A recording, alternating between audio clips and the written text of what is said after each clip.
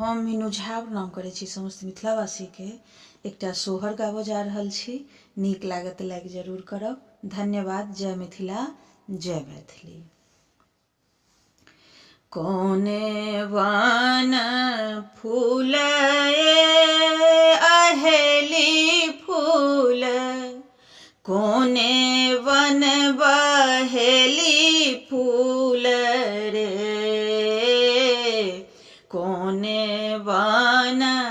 फूल अहेली फूल, कोने वन बहेली फूल रे,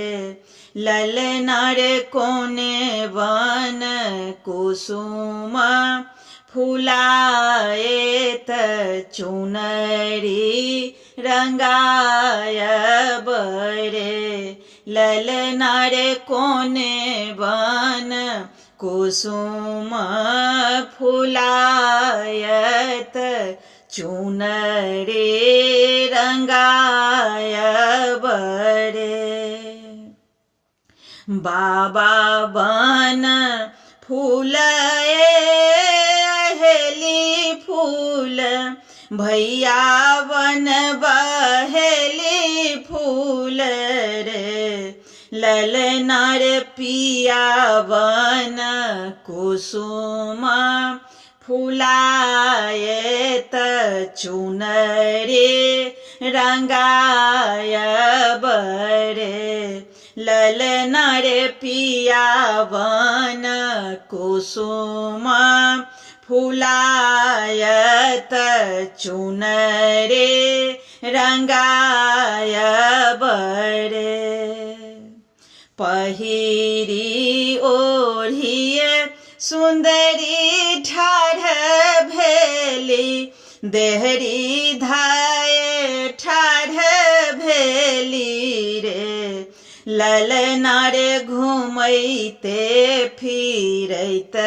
पिया आयल पलंग हम लाए जायब रे, ललनार घूमैते फिरैते पिया आयला पलंग हम लाए जायब रे, सासु छथिन दुखदायिनी, ननदी दुख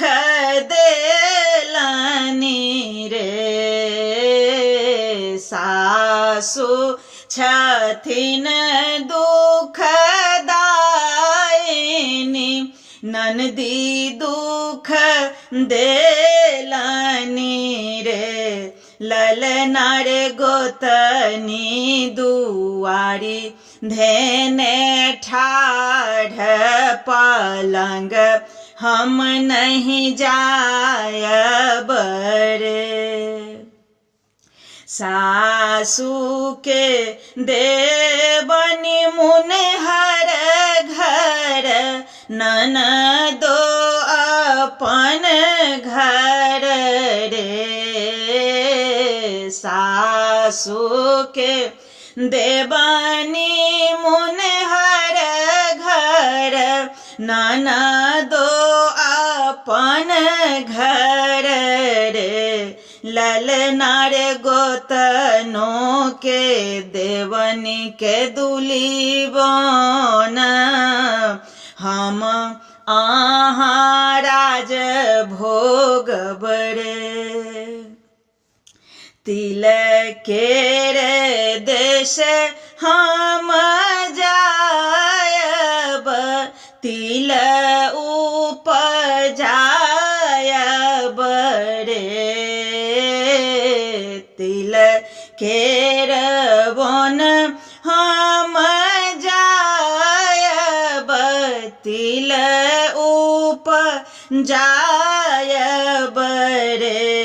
ललनार जोड़े हाथे रग